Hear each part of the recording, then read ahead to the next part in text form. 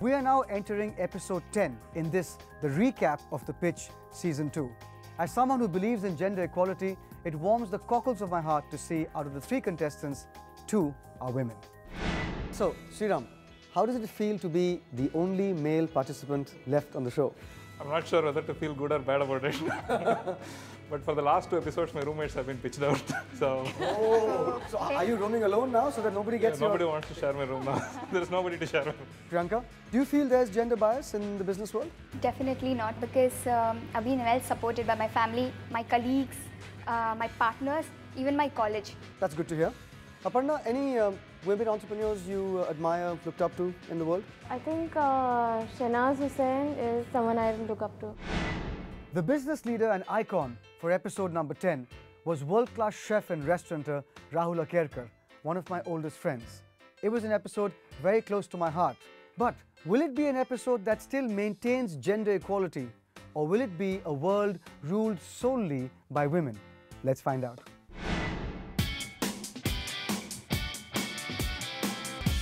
Rahul Akerkar directed a cuisine of Digustibus Hospitality. Summer jobs in New York kitchens sparked his lifelong affair with food. 1999 was the year when he first set up Indigo, a fine dine restaurant in Mumbai. It made to Condé Nast Traveler's World's Hottest 60 Tables list in 2000, and in 2003 was Travel and Leisure magazine's top reasons to visit Mumbai. Rahul was featured in Asia Week's survey of kitchen gods in 2001, raising him to the top 5 pedestal in Asia. The Indigo Delicatessen was set up in 2005, and the Indigo Cafe in 2008, followed by Toad on the Turf and Neil, thus spreading his business and the gustatory experience. Rahul Akerkar's task required the contestants to come up with an expansion plan for Rahul's chain of food and hospitality business to have a pan-India presence and an international presence too. In the twist to the task, each of the contestants were asked to come up with a unique recipe for Rahul and to make a unique marketing plan for the same.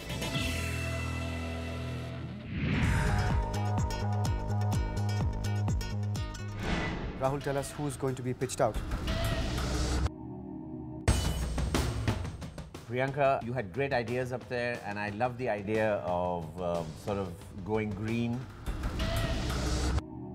I think that the other 2 had a little better handle on it.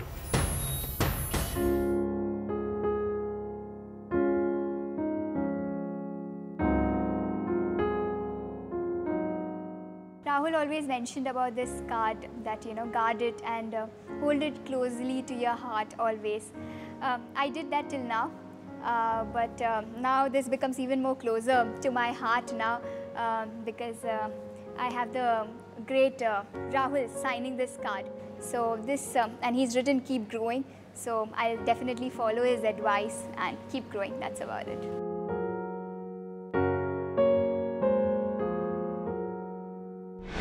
What was probable at the beginning of this episode became inevitable by its end.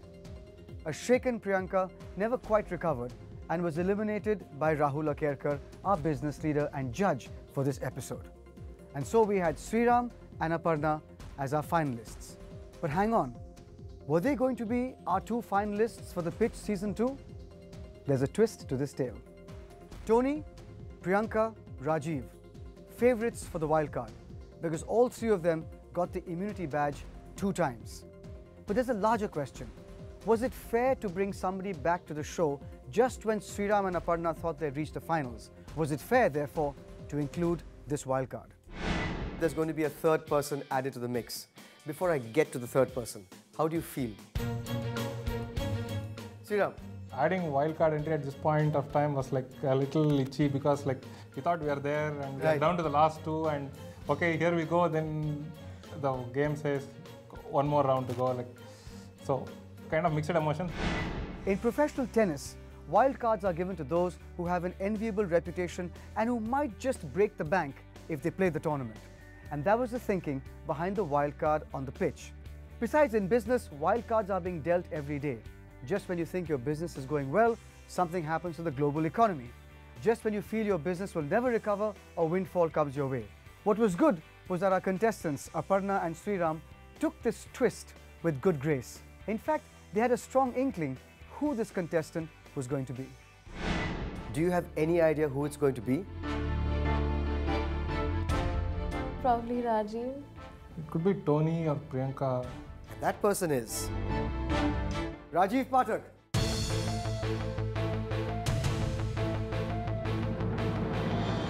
This is your another chance.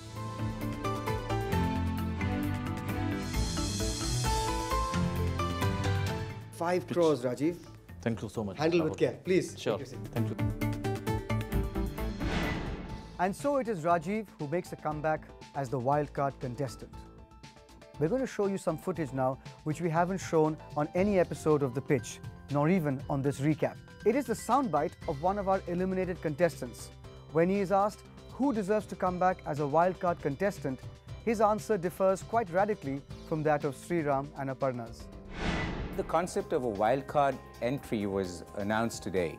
I stand a fair chance. I have the hope that I would come back because I wasn't pitched out. I wasn't the candidate who was pitched out, actually. It was immunity that got me out of the pitch. So, I did the best I could, and then somebody had to go, I'd go. I mean, I'm just going now, and I hope to see you back on the pitch again sometime. We should say at this point that Tony in fact had a very good chance to make a comeback as a wildcard entrant. But he scuppered those chances when he refused to carry out the task delineated for him in the episode when Neeraj Roy of Hungama was the business leader and judge. While Tony stood up for what he believed in, he didn't play by the rules of the pitch. Who, in your opinion, are the weaker teammates on each team?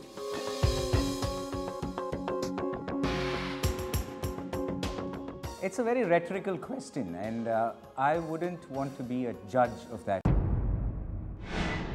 And so, as it goes in business, it's a dog-eat-dog world. One man's loss is another man's gain. Rajiv made a comeback. Did he make full use of this opportunity? We'll have a look in this next episode when Mr. Surinder Kapoor was the business leader and judge.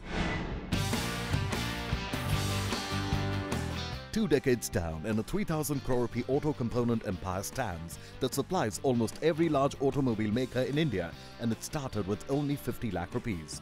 In the 1980s, a horde of Japanese automobile companies descended on India, and thus his Japanese twist began.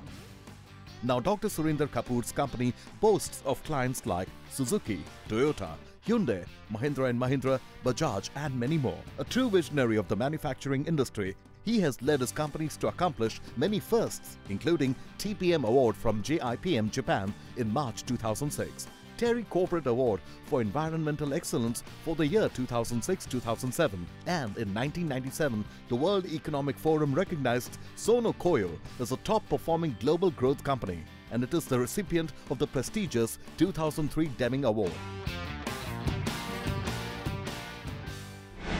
Mr. Kapoor asked each of the contestants to adopt a management practice or philosophy that would be the best fit for their kind of business, and thereafter make a presentation showing how such a philosophy or practice would drive their companies forward in terms of positioning them both in the national and international market, as well as in people and partner management.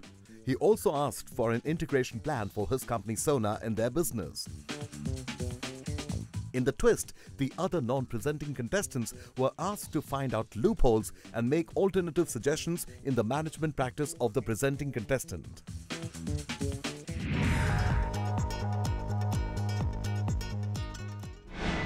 Mr. Kapoor has decided who is going to be eliminated from today's episode. Whoever it is, I've decided that I'm going to invest in their business. Aparna, I'm going to fund you in the future.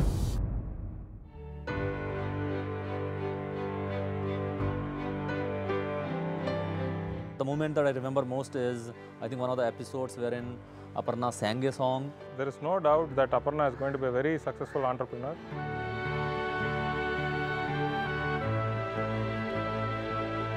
I'm really happy that Mr. Surinder Kapoor has promised to invest in our company and also mentor our company. That's a very, very big takeaway for us. So I'm not lost. I'm actually going back with a very, very big reward.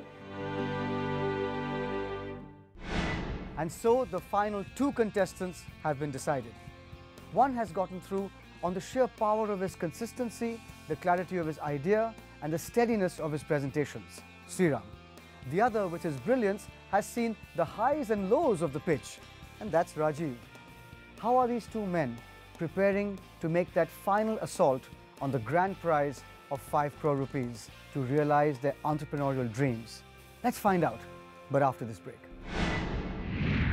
It's been very, very thrilling. Like each week, we used to sit in front of the TV with our fingers across. So I sincerely hope and win Sriram backs the 5 crore. Rajiv is a very hardworking and very ambitious person. I'm 100% sure he will win. And now for the Samsung Galaxy Tab 750 contest. What is the version of the digital rights management installed in Samsung Galaxy Tab 750? A. OMA, B. OMA 1.0, C. OMA 2.0. To SMS your answers, type pitch, space, question number, space, ABC and send it to 59995. Or email us at thepitch@bloombergutv.com. One lucky winner who can answer the maximum number of correct answers would stand to win a Samsung Galaxy Tab 750 at the end of the series.